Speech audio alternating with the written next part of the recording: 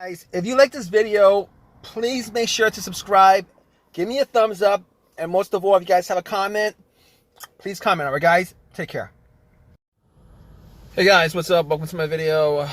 And doing this video because I'm sitting here right now and my car is not starting. Really sucks. I went to IHOP and got something to eat. Spent about 45 minutes there. I came back to my car and nothing happens. Ready to go home, nothing happens. I'm like, what the hell is going on with this? So basically, I had a couple of these situations over the last 2 months. So I wasn't kind of really surprised by it, but those couple of times I was able to get my car started. This time around, I try to turn it on about 15 times and nothing happens, which tells me there's a big issue at this point. Funny thing is, I changed my battery like about a week ago, and I was hoping that issue I had, was gone because of it. I thought maybe it was the battery. I took the battery to drove my car to AutoZone and had them test out the battery, and they told me it was fine. But I changed it anyway. Got another Walmart battery, put it in, and everything was working good until now. So, all right. So, I mean, is there a chance that I have a defective battery? Might be a chance I have a defective battery. So, I did turn on my lights, went out, checked it out. Guess what? All my lights look good. All my lights look good. But I can't be 100% sure. I can't be 100% sure that it's not my battery. So I had to be like 100% sure.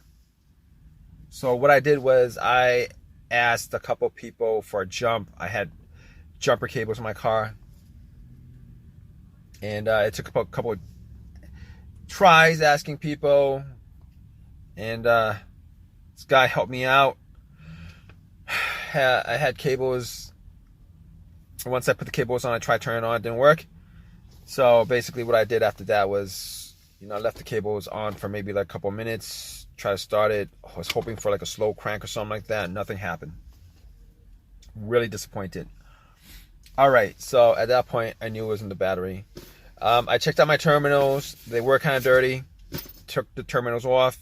Had a wrench set, a little mini wrench set that I got from AutoZone for like 20 bucks. And took the terminals off, cleaned it a little bit, shook it a little bit, hit a little bit with my wrench, got some of the debris off, put it back on, went back to my car, tried to start it. Nothing happens. So at that point, I knew it was not the battery, it's now the terminals, because basically there's nothing else. I have like no other issues in my car except for that issue, like the car not turning over. Like everything else works. Everything on the dash works. Everything else works. The radio works, blower motor works. Everything else works except for that problem. So basically, I know it's 100% not the battery, and I don't even know if it was the battery last time, but it's certainly not the battery now. So I was thinking to myself, could it be the alternator? And I could rule out the alternator because basically, the alternator will go out on you while the car is running, while the engine's on. So, there's a rare chance that the car would just absolutely die out on you at the exact spot when you park it with a dead battery, because the alternator is not charging it. But here's the test for the alternator. Now, if you didn't know, once you put cables onto the battery to jump it, if it was the alternator, your car would have turned on, or at least cranked on, turned on, and kept on running as long as you have cables on it. Once you took the cables off, the car would just die out. It's not the case here. Unfortunately, it's not the case here. So I was thinking to myself, okay, so what's the issue here? Not the alternator, not the battery. I was looking at the ground wire. Maybe it was the weak ground wire. Maybe a broken ground wire. I'm not quite sure. I don't think so, but I checked it anyway. Seems fine. Ground seems fine. I pulled on the negative a little bit. It's connected to it. It was a little bit dirty, but I didn't actually go too much in depth into cleaning it or anything like that. I assume that's not the case. Okay, so we can rule all that stuff out. What else? So I took the fuse box cover off. I'm like, okay, try to find the starter relay. Now, I'm pretty sure it's not the starter relay, considering that I hear a click every time I try to turn the car on. So I'm like, can't be the starter relay. You know, every time I try to turn the car on, I hear a click. I don't hear anything else. I hear a click. So I'm thinking to myself, okay. All right, I gotta make it 100% sure that it's not the relay that's the problem. So I actually just swapped out the relay on it. Like I pulled the relay from another thing in the car. It's the same relay, similar relay with the same wattage and everything. Popped it in. Nothing happens. So basically, you know that click that you hear? Normally that's the click you hear when the solenoid on the starter is going off.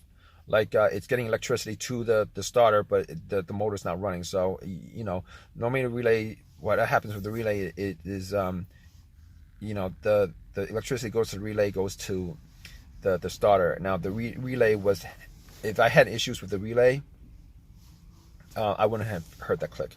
Okay, moving on. So, not that problem. The fuses. Basically, I was looking at the fuses, hoping that would be a fuse because, you know, AutoZone is like a couple blocks from here. Worst case scenario, I could just walk there, buy a couple fuses, pop it in, and I'll just drive back home. All right, so I'm looking at the fuses, and everything looks good. Nothing looks burnt or nothing like that. So, I mean, it'd be best if I had like one of these fuse testers, but I didn't have that with me. So I was looking at the fuses, and I was thinking to myself, I can't test it out. I mean, I can. AutoZone's a couple blocks away. I could probably just go there and get it, but I didn't think it was the fuses. Reason why I didn't think it was the fuses because of this. All the times that I've had issues with fuses in my car, not this car, the cars that I had previously, where the cars wouldn't start because of it. All those times, there were like 2 times where it affected my car starting. Okay, so I'm gonna tell you guys, one of those times was I got no electricity in my car at all. No electricity anywhere in the car. Nothing. Right? It's like there was no battery in the car. All right, and I pretty much did some tests, found out that the main fuse blew. The main fuse was in the fuse box, and it actually connected the battery cable to the fuse box. Now, that's not the situation here because I'm getting electricity. I am getting electricity in the car. So that's not the case. So next up is this.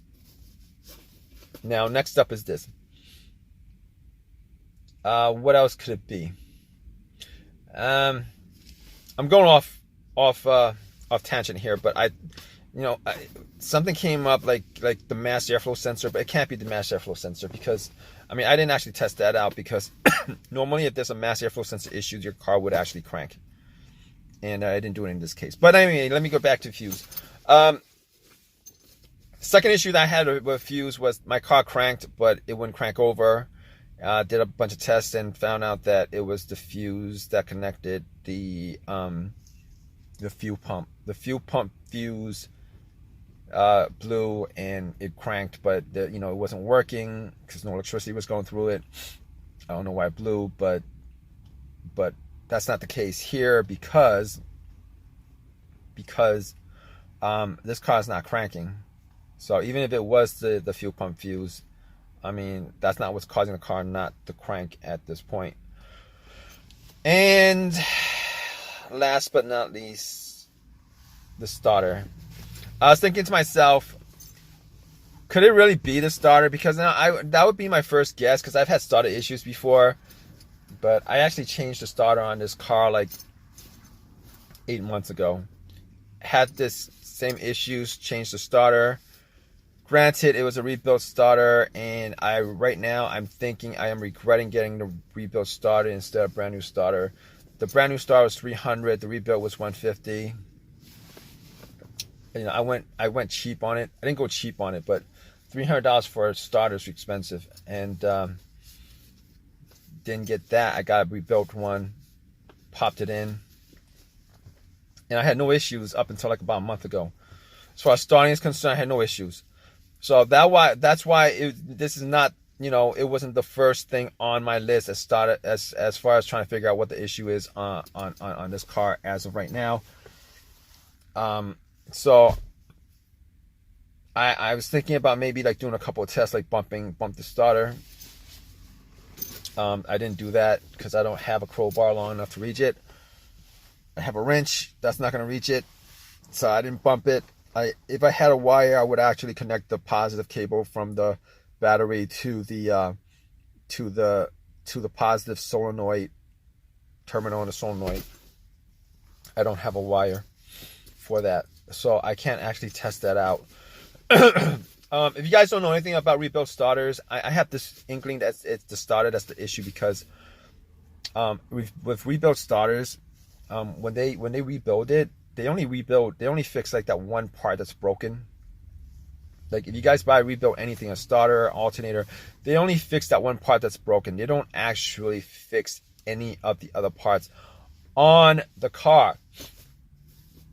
On the part, they don't actually fix everything on it. So that one part that's broken, that's got 0 mileage on it when you got it. Everything else got the same mileage when it broke down, which is kind of crazy, because, you know, why would they do something like that? Apparently it's not worth it for them to replace all the parts, but they should replace all the main parts. But anyway, I'm just yapping. I'm actually waiting for AAA to get here. I was told being out of them to tow my car, and I'm waiting for them to tow my car, so that, man, it's a pain in the butt.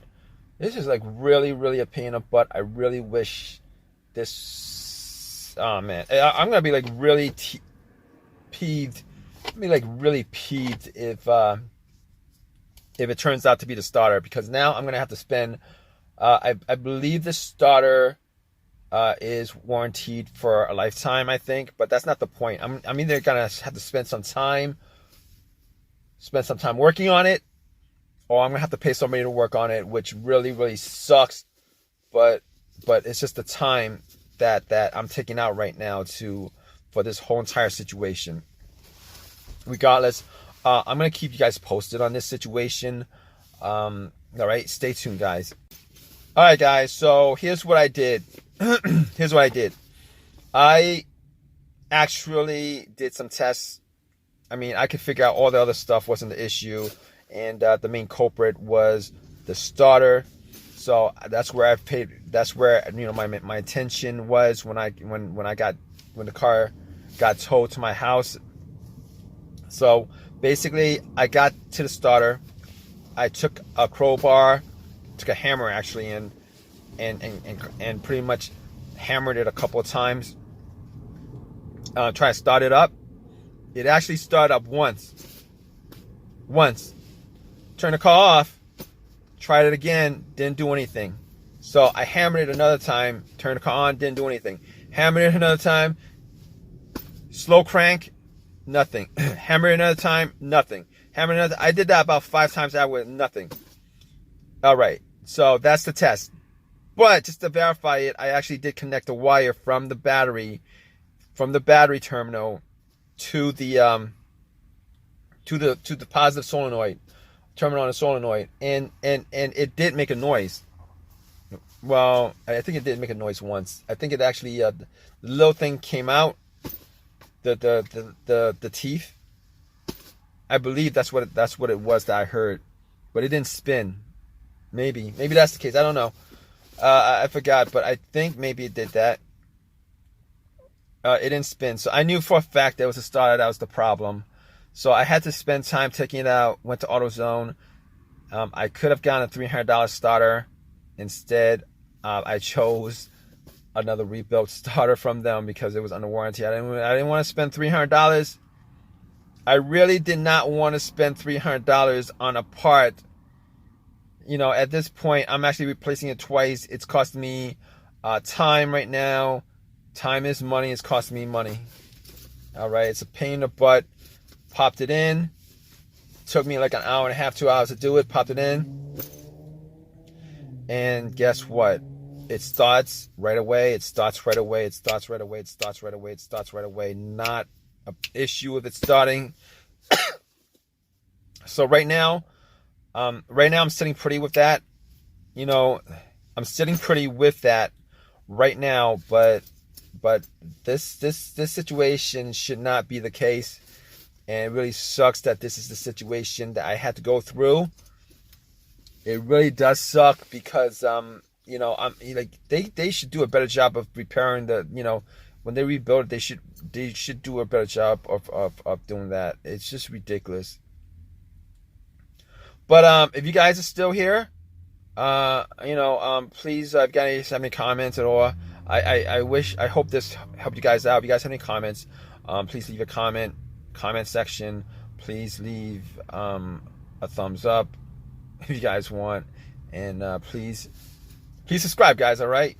But importantly, if you guys have a comment, please leave a comment in the comment section. All right, guys. Take care.